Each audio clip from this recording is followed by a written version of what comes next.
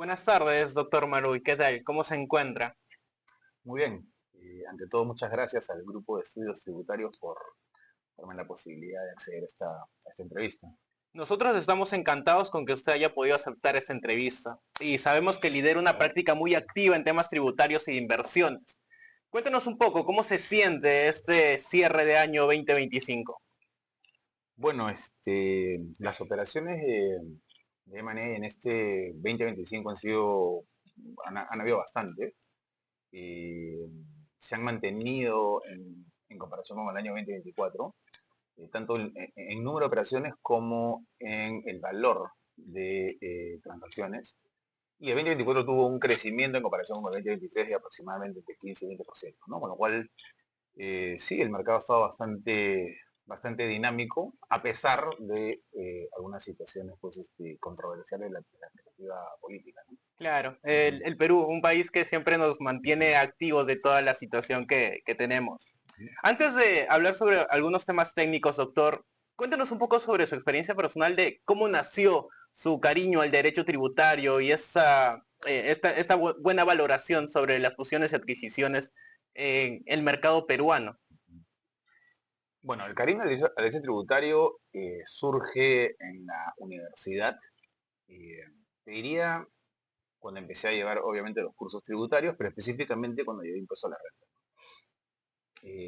Impuesto a la renta me pareció un curso que, si bien está basado en los principios generales del derecho, era distinto a todos los otros cursos que había llevado a lo largo de mi carrera, ¿no? Tenía mucho de finanzas, tenía bastante contabilidad, eh, ejercicios numéricos, pero además, para interpretar un tema tributario tenías que conocer mucho acerca de los otros temas de derecho, ¿no? O sea, tú al final, pues, te hacen una consulta tributaria y no sabes derecho civil o societario o comercial o laboral, probablemente pues no puedas responder de manera correcta lo que el cliente o alumno te están preguntando, ¿no? Claro, resulta muy interesante cómo nace toda esta situación. Pasemos unos temas un poquito más técnicos, doctor. En los últimos años, el mercado peruano ha visto operaciones emblemáticas de fusiones y adquisiciones, tanto en diferentes sectores, banca, minería, telecomunicaciones y también retail.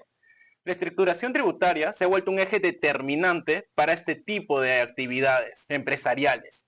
Desde su perspectiva, ¿cómo ha evolucionado el rol del asesor tributario en las operaciones de fusiones y adquisiciones?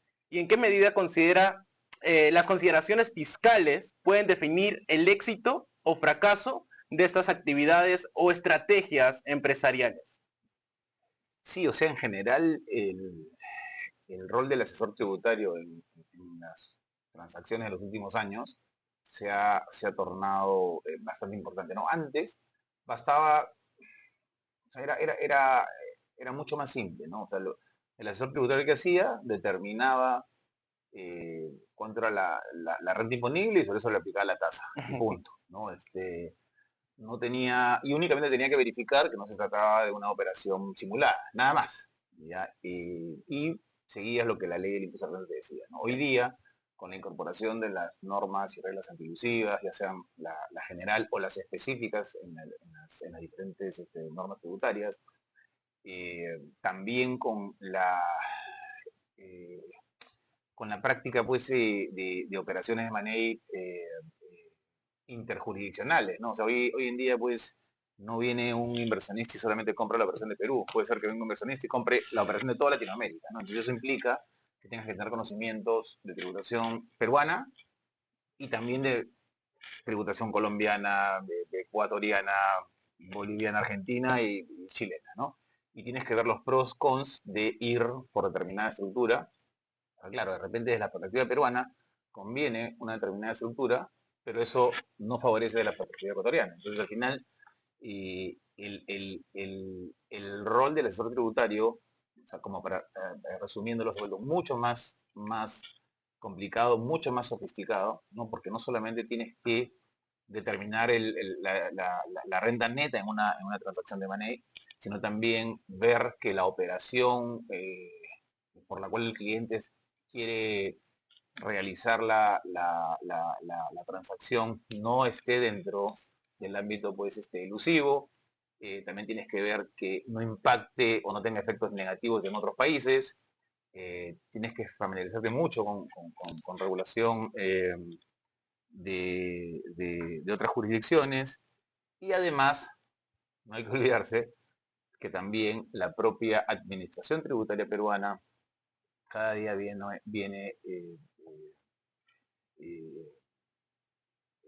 incrementando sus estudios, su actualización en temas internacionales, en temas de money, ¿no? Entonces también la SUNAT tiene sus propias interpretaciones, hay que tener en cuenta todo eso, ¿no? O sea, la práctica de la acción tributaria hoy día abarca mucho más campos que hace algunos 10 o 15 años, ¿no? Era todo más fácil. Correcto. Y sobre estas consideraciones fiscales, ¿pueden definir el éxito o el fracaso de estas transacciones de fusiones y adquisiciones? Sin duda, sin duda. O sea, si tú en el momento de la compra le recomiendas a un cliente realizar la adquisición de determinada forma, podrías de repente eh, perder el costo computable o de repente podrías tener que pagar un impuesto porque estás dentro de un supuesto antielusivo específico,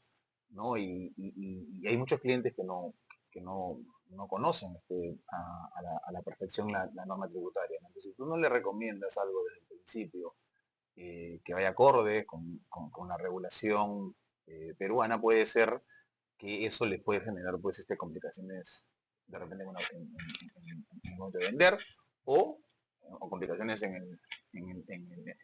automáticamente después de la compra, ¿no? Correcto, correcto, doctor. Muy de acuerdo con esa situación. Alrededor de su experiencia, usted ha dado asesorías, por ejemplo, en la adquisición del Banco Sudamericano por Scotiabank, o también la oferta pública de adquisición de Glencore sobre Volcan también. Y estos casos combinan muchos conceptos, como usted ya nos lo menciona, financieros, corporativos y tributarios. ¿Qué aprendizajes deja este tipo de operaciones sobre la coordinación entre lo societario, lo fiscal y lo regulatorio? Bien interesante tu pregunta. Mira, la transacción de Scotia fue ya hace bastante tiempo, ¿ah? Fue cuando pues Scotiabank incorpora su operación en el Perú, y diría que fue, si no me equivoco, en los 2000, a mediados de los 2000, ¿no? Y probablemente fue una de las primeras transacciones grandes de Money en la cual pude participar. Y ahí y efectivamente un componente regulatorio, societario y tributario que se mezclaron en esa transacción. ¿Y cuál fue este tema? Era que el Scotia compra dos bancos en el Perú, ¿no? Y al tener dos bancos, desde la perspectiva regulatoria, eso no era posible. Entonces, necesariamente tenían que fusionarse en un plazo determinado. El problema que acarrea la fusión, ahí estamos en el tema regulatorio, ¿no? O sea, Claro. después, la fusión es un tema corporativo, un tema societario. El problema que acarreaba esta fusión, fuera de toda la complejidad de una fusión de dos bancos, era que se aplicaban las reglas de reorganizaciones societarias peruanas que te impide traspasar las pérdidas de la compañía absorbida a favor de la compañía absorbente, ¿no? Entonces, bueno, pero en este caso, si no me equivoco, el Banco Sudamericano no tenía pérdidas y quien tenía una pérdida importante, muy, muy, muy, muy grande, era el Banco Vice. Cuando el banco sudamericano absorbió el Banco Vice, se perdía el 100% de esa pérdida. Pero si el Banco Vice, que era el que tenía la pérdida, absorbía la pérdida, absorbía al Banco Sudamericano, hay una norma que hasta hoy existe que te dice que las pérdidas de la compañía absorbente pueden ser utilizadas, pero solamente hasta el límite del activo fijo prefusión. Y un banco no tiene muchos activos fijos, porque un banco en su activo, ¿tú qué cosas encuentras? Colocaciones, Claro. ¿no? O sea, el banco por excelencia pues una entidad financiera, el activo fijo es solamente pues las mesas, Correcto. toda la parte de la oficina, por ahí algunos inmuebles y punto, ¿no? Entonces, el activo fijo de ese banco pues te diría que era el 10% del activo de todo el banco, y la pérdida equivalía pues a 10 veces más, ¿no? Entonces, a propósito de esa fusión, en este manejo, por temas regulatorios y corporativos, el tema tributario se vio bastante afectado, porque se pierde, te diría, si no me equivoco, el 80-90% de la pérdida tributaria. Guau. Entonces fue una enseñanza pues que me dejó esa transacción. Y claro, en ese caso no había escapatoria, ¿no? Porque en otro caso tú le podrías decir, mantén las dos operaciones por separado hasta que agotes esta pérdida o esta pérdida llegue al límite de tus activos fijos y al final y después te fusiona. Pero en ese caso ni siquiera podías mantener dos operaciones por separado porque la regulación bancaria no te lo permitía, ¿no? Y en el caso de Glencore vendiendo Volcan, ahí básicamente el principal tema era justificar el costo computable. Y ese es un tema que después lo podríamos conversar en detalle, pero la certificación del costo computable se está volviendo un tema bastante importante en todas las operaciones de M&A, sobre todo cuando uno domiciliado es el que vende las acciones. Correcto, correcto, doctor. Muy interesante su respuesta. Vamos por otro lado en ese momento. En la práctica peruana es frecuente que haya una etapa de preparación para este tipo de fusiones y adquisiciones. En todos estos momentos se pueden hacer fusiones simples o incisiones parciales dentro de las organizaciones. Desde su equipo, doctor, ¿qué criterios utilizan para garantizar que estas reorganizaciones parciales sean genuinas y la administración tributaria no las recalifique como enajenaciones grabadas bajo la norma 16 del Código Tributario? Sí, efectivamente, ¿no? O sea, desde que entró en vigencia la norma antielusiva general, la norma 16 que bien mencionas, y ya no basta con solamente decirle a tu cliente, bueno, los efectos tributarios de la decisión son que los créditos tributarios se pueden usar, que la pérdida de la compañía absorbida no puede ser utilizada, o al final el costo computable de la compañía que están haciendo con ocasión de la decisión es el valor de las acciones que amortizaste en la compañía original. Ya no basta solamente decirle cuáles son las consecuencias tributarias de una decisión, reorganización simple, fusión o cualquier tipo pues, de combinación de ese tipo. Eh, sino hoy día lo más importante es demostrar cuál es la razonabilidad económica, la razonabilidad de negocio de dicha remuneración, ¿no? Porque si tú no la puedes demostrar y por algún lado eh, la administración tributaria considera que eso tenía un beneficio fiscal, te recalifica la operación y eso te puede generar pues tributos omitidos, multas, intereses y una situación que podría conllevar inclusive hasta el quiebre del grupo económico de la compañía, ¿no?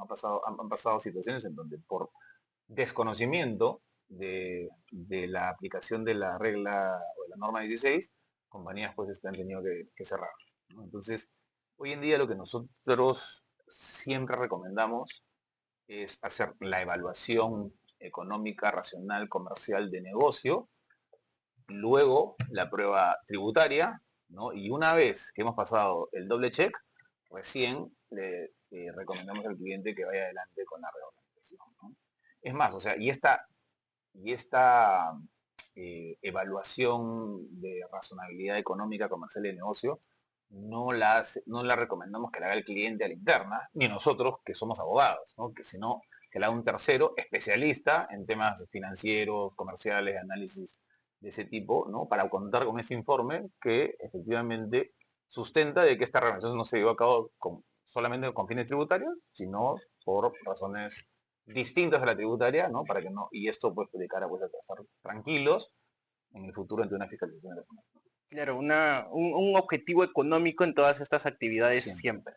siempre. Otro punto interesante sobre las fusiones y adquisiciones es la valorización de los activos y los intangibles, ya que es uno de los puntos más sensibles porque tienen un impacto muy fuerte tanto en el reconocimiento del goodwill y también la determinación de la base imponible. ¿Cómo enfrentan los principales retos tributarios vinculados a la valorización y asignación de precios en las operaciones de fusiones y adquisiciones, doctor? Claro, o sea, acá hay varios puntos, ¿no? O sea, si estamos hablando de compra y venta de acciones de compañías, Antes, el valor de mercado era el valor de participación patrimonial o el valor de transacción el que resultaba mayor. Hoy en día, la norma ya ha incorporado que el método que se tiene que utilizar en primer término es el valor de la compañía en función a flujos descontados, ¿no? Decía. Entonces, y eso es mucho menos claro que determinar el precio de la transacción o el valor de participación patrimonial, que es una foto nada más, ¿no? O sea, aquí determinar el valor de la compañía en función a flujos, eso depende pues del criterio del tasador, del criterio de quien te hace la valorización, ¿no? Entonces, Correcto. hemos tenido casos también en donde el cliente tiene esa valorización y la administración tributaria considera de que esa no es la valorización correcta, ¿no? Entonces ahí también hemos tenido conflictos que los hemos tenido que solucionar en instancias administrativas y inclusive judiciales, ¿no? Entonces, claro, otra recomendación es no solamente tengas una valorización, en dos o tres de terceros independientes, ¿no? Y de prestigio, siempre es mejor, ¿no? No tengas una valorización interna solamente, porque esa la administración tributaria no la va a tomar en cuenta. Eh,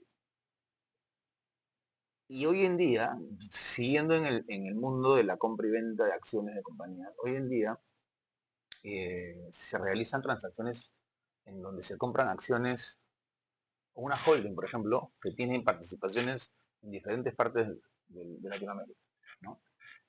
La compra de acciones o la venta de acciones de esa holding genera una enajenación indirecta, con lo cual eso es renta de fuente peruana grabada, ¿no? Ahora, cuando el precio no está bien determinado y bien asignado, entonces ahí podrían haber algunas complicaciones en relación a qué componente de ese valor le corresponde a la operación de Perú, ¿no? Inclusive a veces no es que se generen enajenaciones indirectas, sino también hay grupos económicos que tienen operaciones en 4 países Correcto. y pagan un solo precio por todo, ¿no? Porque al final están comprando compañías Y y no asignan valor en el contrato de compra-venta a Perú, a Colombia, Ecuador o a Venezuela. Entonces al final, como no hay una asignación de valor, no sabes qué componente de todo este precio es el valor asignado a la operación de Perú, ¿no? Entonces ahí es donde vienen las subjetividades, las dobles interpretaciones, los escenarios grises, ¿no? Entonces sí es muy importante en los contratos de compra-venta o en los contratos preparatorios o en toda documentación vinculada a la transacción, eh, recomendarle al cliente o al área de M&A que determine bien el precio, qué parte de todo este valor le corresponde a Perú. En la compraventa de activos es peor todavía, ¿no? Porque en la compraventa de activos al final, claro, los negocios se pueden comprar a través de compra de acciones o compra de activos, ¿no? En la compraventa de activos es peor porque muchas veces no se le asigna un valor activo por activo. Entonces ahí es donde, eh, y ahí viene a tallar lo que tú dices, o sea, oye, yo estoy pagando 100 por toda esta línea de negocio que está conformada por tantos activos, ¿no? Oye, pero si en valor, y no he determinado cuánto le estoy asignando a B, C, D, E, entonces al final tú le aplicas valores de mercado a cada uno de los activos y te resulta pues un valor mayor del que pagaste. Entonces, no, en realidad yo he pagado 100 porque todo este negocio vale 100. Pero a ver, pero no, pues porque si yo valorizo activo por activo no vale 100, ¿no? O sea, vale más o Correcto. menos, ¿no? Y cuando vale menos es que esa diferencia que es goodwill, ¿no? Entonces al final también hay que tener muy claro el hecho de valorizar bien los activos de determinada línea de negocio para que eso no te genere problemas con la zona en el futuro, ¿no? Correcto, doctor. Muy interesante ese punto. En el caso de Glencore Volcan, marcó un precedente en el mercado peruano, no solo por el monto y la complejidad de la transacción, de la operación, sino también por las implicancias fiscales derivadas de la oferta pública de adquisición y la posterior venta del control. ¿Qué aspectos tributarios considera más críticos en operaciones de este tipo, especialmente cuando intervienen inversionistas no domiciliados? O sea, aquí son dos momentos, ¿no? O sea, uno que ocurrió en el año 2016, si no me equivoco, que fue cuando Glencore compra a través de la oferta pública la participación mayoritaria de Volcan, en donde, bueno, ahí en este caso nuestro cliente era el comprador, ¿no? Con lo cual no había ningún efecto de impuestos para nuestro cliente en ese momento, porque estaba comprando, pero sí tenía que tener muy claro el costo computable, ¿no? Porque el cliente, al ser no domiciliado, tiene que certificar costo computable cuando la transacción es extrabursátil, como fue la venta de las acciones de Volcan por parte de Glencore hace algunos meses o unos años. Entonces, si tú no tienes bien determinado cómo adquiriste las acciones y no puedes certificar tu costo computable, eso al final podrías terminar tributando sobre el bruto y eso es inviable, ¿no? O sea, inclusive hay operaciones que te generan pérdida financiera, porque al final pues vendiste por un menor valor, ¿no? Que el valor de compra, pero como no puedes certificar tu costo computable, o sea, si hayas obtenido una pérdida vas a tener que pagar impuestos sobre el ingreso bruto que tuviste, ¿no? Con lo cual eso es un ilógico y un sinsentido. O sea, en mi opinión, la certificación de costo computable está generando muchas ineficiencias, inclusive hasta desinterés en invertir en el Perú de parte de algunos unos grupos o empresas extranjeros. ¿Por qué? Porque mientras tú no tengas la certificación de todo tu costo computable, tú no puedes recibir el precio pactado. Porque si tú recibes el precio pactado y supongamos que la SUNAT no te ha otorgado tu costo computable por alguna razón, al final tendrías que tributar con costo computable cero, ¿no? Entonces, con lo cual tendrías que tributar sobre todo el precio, ¿no? Y si quieres discutir que el costo computable no es el que ha sido reflejado en ese certificado, entonces al final lo que tienes que hacer es apelar, probablemente al Poder Judicial y en 8 años tienes tu resolución de la Corte Suprema que te dice que tu costo computable no era 20, sino era 1000. ¿No? Entonces, ¿y qué pasó? Pasaron 8 años o 10 años sin que hayas cobrado. Entonces al final, o sea, y ese flujo inmovilizado en una cuenta bancaria, en una cuenta escrow, al final pues es una pérdida financiera tremenda, ¿no? O sea, al final un banco pues te da muchísimo menos retorno que el que te debería dar lo que tú has obtenido con ocasión de esta venta, ¿no? Entonces al final estas certificaciones en realidad en el mundo no existen de este tipo, ¿no? O sea, al final, hoy día ya hay responsables solidarios por venta de acciones, que son o el comprador si es domiciliado, o la empresa Target. Entonces, al final, si hay responsables solidarios, el comprador es el que debería de alguna forma hacer un due diligence, verificar que el costo computable sea el correcto, ¿no? Y no otorgarle esa facultad pre-operación a la SUNAT, porque claro, tú podrías, la SUNAT va a fiscalizar probablemente al comprador o a la empresa y si, bueno, y si determina pues que está mal asignado ese costo computable o mal determinado o alguna omisión, bueno, ya le correrá a ellos, ¿no? Pero al final, al final no puedes mantener inmovilizados flujos por 10 años, ¿no? Con ocasión pues, de un procedimiento que hoy día, en mi opinión, ya ha quedado pues totalmente desfasado en el tiempo, ¿no? Claro, además este tipo de organizaciones, este tipo de empresas quieren ser eficientes y conseguir los retornos en un plazo corto y extenderlo esto, creo que como usted nos lo menciona, no le resulta eficiente y mucho menos atractivo. En las operaciones de fusiones y adquisiciones internacionales, doctor, la tributación se ha vuelto un factor crítico de competitividad entre los países. Las diferencias normativas entre jurisdicciones puede afectar tanto la estructura de la operación como el flujo de capitales de la misma operación. En ese sentido, ¿qué desafíos usted identifica al estructurar operaciones cross-border desde el Perú? ¿Y qué aspectos fiscales son clave para evitar contingencias en distintas jurisdicciones? Claro, hoy día, a ver, si solamente hablamos de operaciones o de reorganizaciones societarias, nosotros tenemos una desventaja en comparación con muchos países. ¿Y cuál es?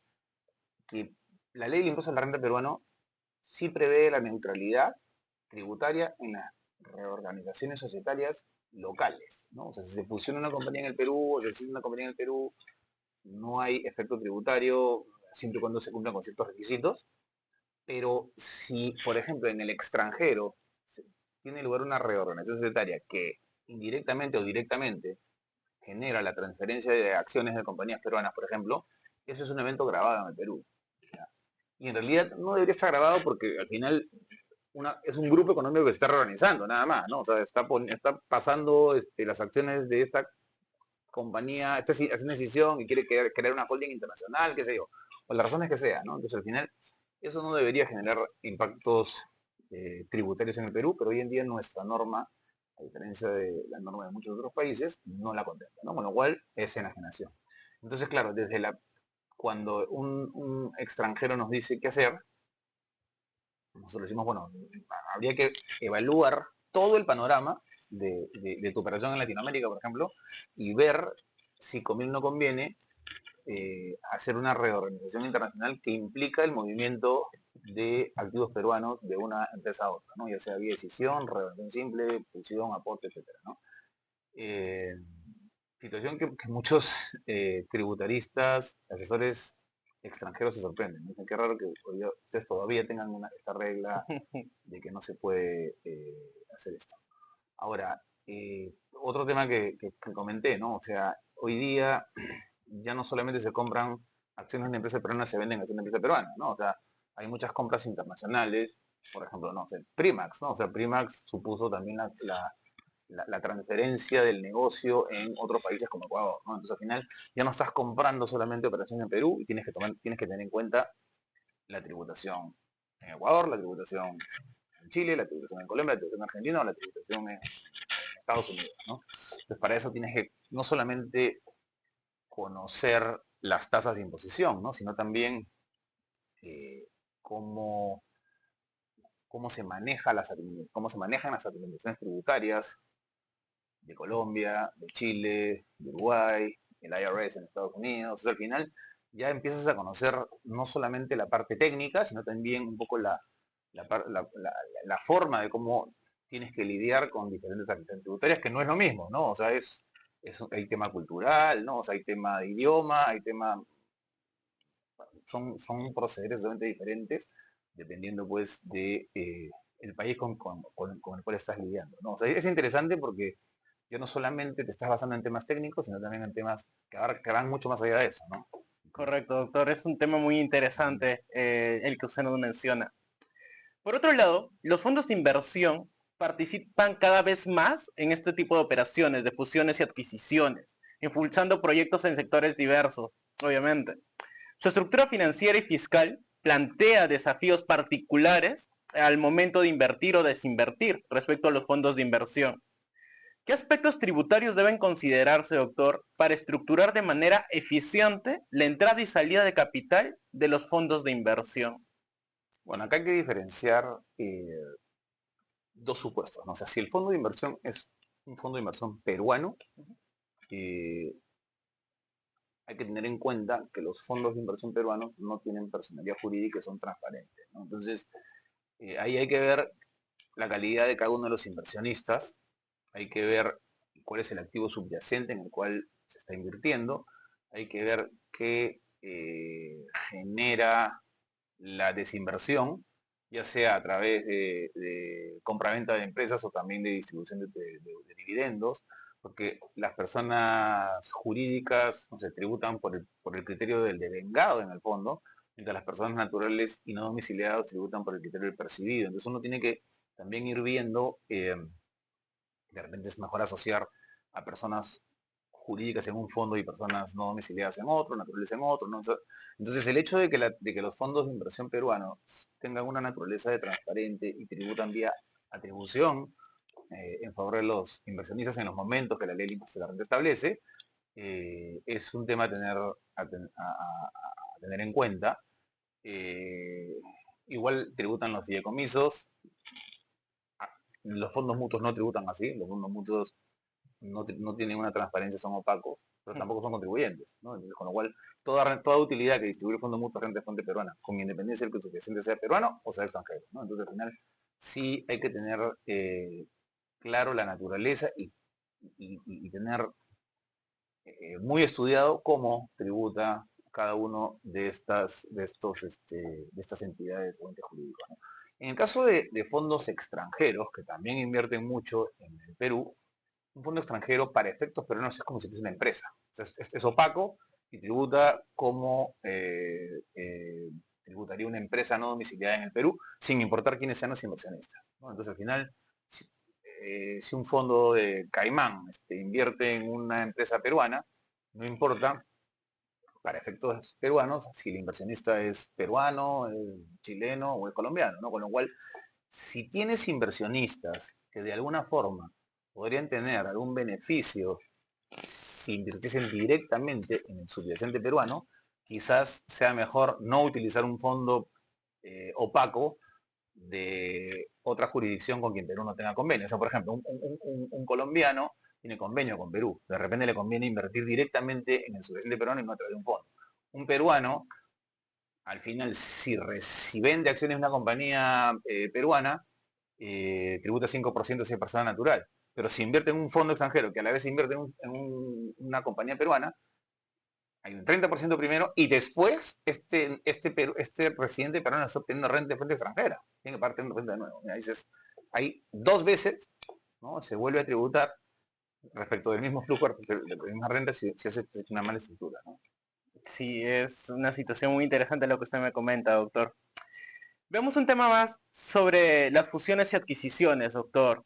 En este tipo de operaciones, los flujos financieros y los dividendos pueden generar contingencias tributarias si no se gestionan adecuadamente. ¿Qué buenas prácticas de compliance fiscal recomienda para evitar riesgos en la etapa posterior a una operación de fusión y adquisición? A ver, hay dos grandes aspectos que tienes que ver, ¿no? O sea, si esto te genera ineficiencias o contingencias tributarias, o sea, si la operación que has adquirido, ¿no? Te genera, por cómo se ha estructurado, ineficiencias